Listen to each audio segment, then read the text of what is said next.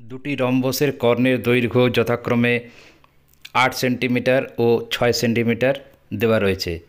রম্বসটি অঙ্কন করতে হবে। সবার আগে স্কেল দিয়ে ৮ সেন্টিমিটার ও ৬ সেন্টিমিটার সরল রেখাংশ অঙ্কন করে নিলাম।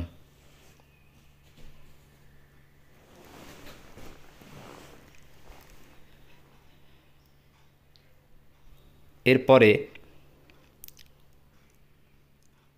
আলাদা করে স্কেল ও পেন্সিলের সাহায্যে ৮ সেন্টিমিটারের একটু বেশি সরল রেখাংশ অঙ্কন করলাম। ওই সরল রেখাংশ থেকে ৮ সেন্টিমিটারের মাপ করে পেন্সিল কম্পাসের সাহায্যে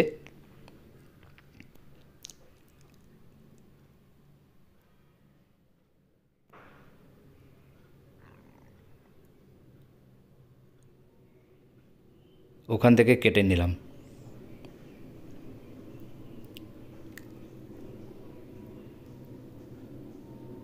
এটা হয়ে গেল ৮ সেন্টিমিটার।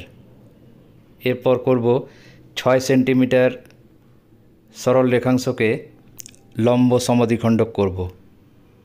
এক একটা অংশ হবে ৩ সেন্টিমিটার করে।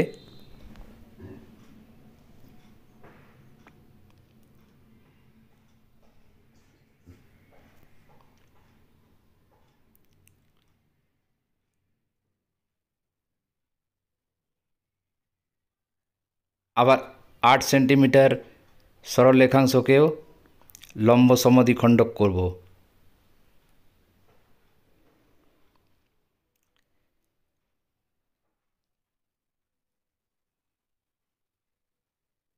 আট সেন্টিমিটারের মধ্যবিন্দু পেয়ে গেলাম। এই মধ্যবিন্দুকে কেন্দ্র করে ৩ সেন্টিমিটারের ব্যাসার্ধ নিয়ে মধ্যবিন্দুকে কেন্দ্র করে দুই পাশে দুটো দুটো চাপ অঙ্কন করলাম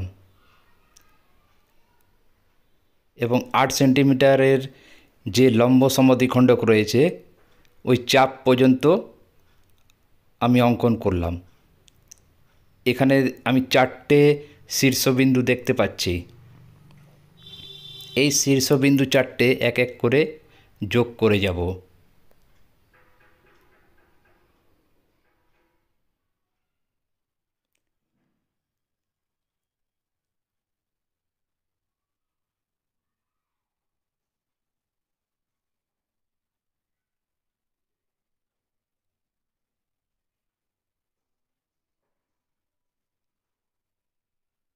এটা হয়ে গেল একটা রম্বস ABCD।